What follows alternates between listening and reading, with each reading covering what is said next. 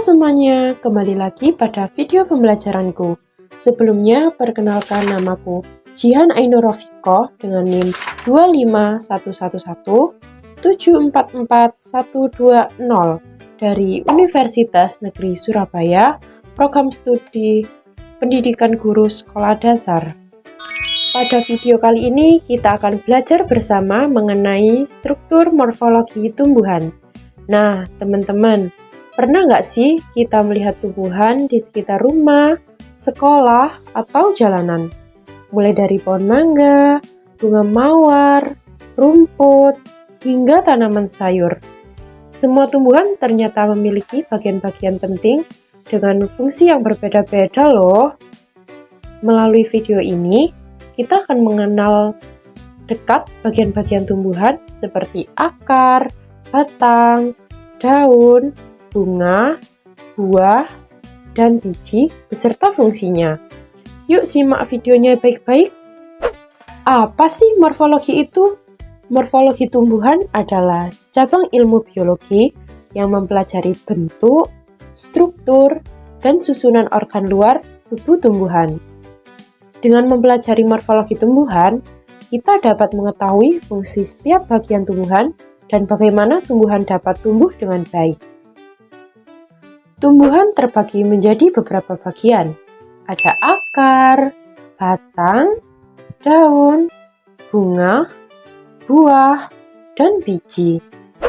Bagian pertama adalah akar. Akar memiliki peran yang sangat penting bagi tumbuhan. Akar berfungsi untuk memperkokoh berdirinya tumbuhan, menyerap air dan zat hara dari dalam tanah, mengangkut zat makanan dari dalam tanah ke seluruh bagian tumbuhan, serta sebagai tempat cadangan makanan. Akar juga memiliki beberapa bagian, seperti leher akar, batang akar, cabang akar, dan rambut akar. Yang pertama ada leher akar, yang berfungsi menjadi penghubung antara akar dan batang.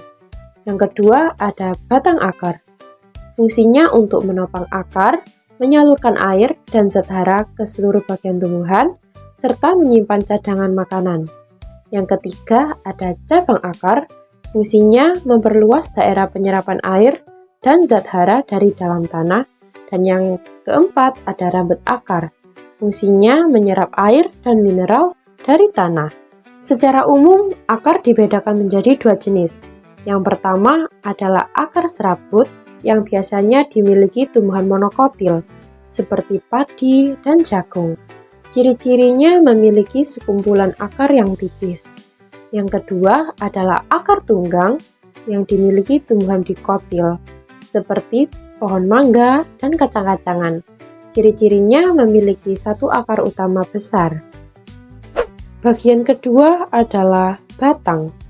Batang berfungsi sebagai tempat tumbuhnya daun, bunga, dan buah, pengangkut air dan nutrisi dari akar ke seluruh tubuh tumbuhan, sebagai penopang tubuh tumbuhan, serta sebagai tempat penyimpanan cadangan makanan.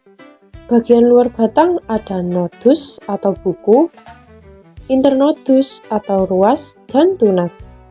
Nodus berfungsi sebagai tempat melekatnya daun, cabang, maupun tunas, serta tempat terjadinya pertumbuhan organ tumbuhan baru.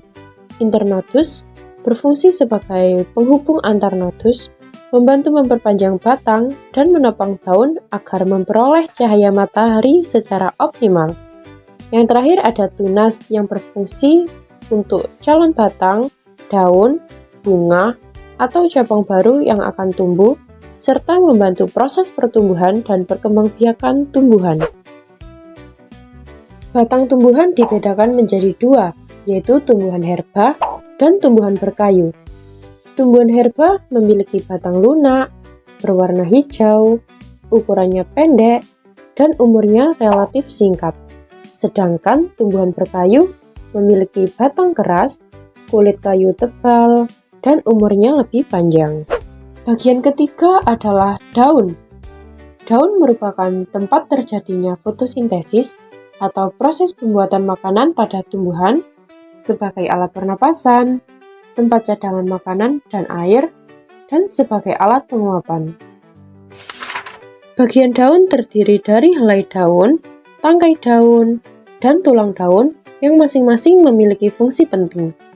Helai daun berfungsi sebagai tempat terjadinya fotosintesis, tempat pertukaran gas, membantu menjaga suhu tumbuhan, dan memperlancar pengangkutan air.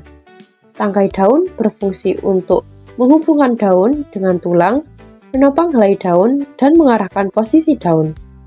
Tulang daun berfungsi untuk mengangkut air dan zat hara, menyalurkan hasil fotosintesis, memperkuat dan menopang helai daun. Jenis pertulangan daun. Tulang daun juga memiliki beberapa jenis, yaitu menyirip, menjari, sejajar, dan melengkung. Setiap jenis tulang daun dapat kita temukan pada tumbuhan yang berbeda-beda di sekitar kita. Selanjutnya adalah bunga. Bunga merupakan alat perkembangbiakan pada tumbuhan. Bunga memiliki beberapa bagian penting seperti kelopak bunga, mahkota bunga, benang sari, putik, dan dasar bunga. Yang pertama ada kelopak bunga yang berfungsi untuk melindungi bunga saat masih kucuk. Yang kedua, ada mahkota bunga, fungsinya menarik perhatian serangga untuk membantu penyerbukan. Yang ketiga, ada benang sari sebagai alat kelamin jantan bagi bunga. Yang keempat, ada putik sebagai alat kelamin betina bagi bunga. Dan yang terakhir, ada dasar bunga sebagai tempat melekatnya semua bagian bunga. Berdasarkan kelengkapannya, bunga dibedakan menjadi bunga lengkap dan bunga tidak lengkap. Bunga lengkap memiliki kelopak, mahkota, benang sari, dan putik dalam satu bunga. Sedangkan bunga tidak lengkap tidak memiliki salah satu bagian tersebut, hanya memiliki gamet jantan atau betina dalam satu bunga. Kemudian ada buah. Buah merupakan hasil perkembangan dari bunga setelah terjadi penyerbukan dan pembuahan. Buah memiliki fungsi melindungi biji dan membantu penyebaran biji agar tumbuhan dapat berkembang biak. Jenis buah dibedakan menjadi dua, yaitu buah sejati dan bukan buah sejati. Buah-buahan pada buah sejati perkembangannya dari bakal buah dan dikonsumsi sebagai buah-buahan. Contohnya seperti kelapa, jeruk, dan mangga. Sedangkan buah-buahan pada bukan buah sejati, bukan perkembangan dan bakal buah, tetapi dikonsumsi sebagai buah-buahan. Contohnya seperti apel, cempedak, dan jambu monyet. Sedangkan bukan buah-buahan pada buah sejati, perkembangannya dari bakal buah tetapi dianggap bukan buah-buahan. Contohnya tomat, padi, dan kacang mede. Sedangkan bukan buah-buahan pada bukan buah sejati, perkembangannya bukan dari bakal buah dan dianggap bukan buah-buahan. Contohnya nangka muda dan bongkol bunga matahari. Bagian terakhir adalah biji. Biji merupakan calon individu baru pada tumbuhan. Di dalam biji terdapat bagian-bagian penting yang membantu proses pertumbuhan tumbuhan baru. Ada tali pusar, kulit biji, pusar biji, dan inti biji. Tali pusar yaitu bagian dari biji yang terbentuk seperti tunas. Jika biji matang, tali pusar akan terlepas dengan sendirinya. Kulit biji merupakan lapisan yang melindungi biji. Kulit biji terbagi menjadi dua, yaitu lapisan luar dan lapisan dalam. Ada dua jenis biji. Yang pertama, biji dikotil dan biji monokotil.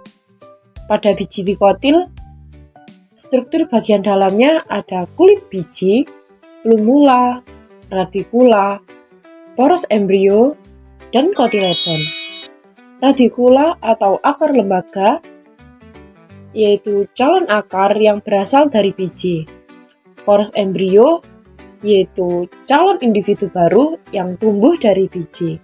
Sedangkan kotiledon atau daun lembaga yang melakukan proses fotosintesis dan menghisap makanan dari putik lembaga. Nah, ini merupakan contoh struktur bagian dalam biji monokotil. Oke teman-teman, itulah pembahasan mengenai struktur morfologi tumbuhan beserta fungsi setiap bagiannya. Semoga video ini dapat menambah wawasan dan membantu kita lebih mengenal tumbuhan di sekitar kita. Terima kasih sudah menyimak video ini sampai selesai. Sampai jumpa di video pembelajaran berikutnya. Jangan lupa like, komen, dan share.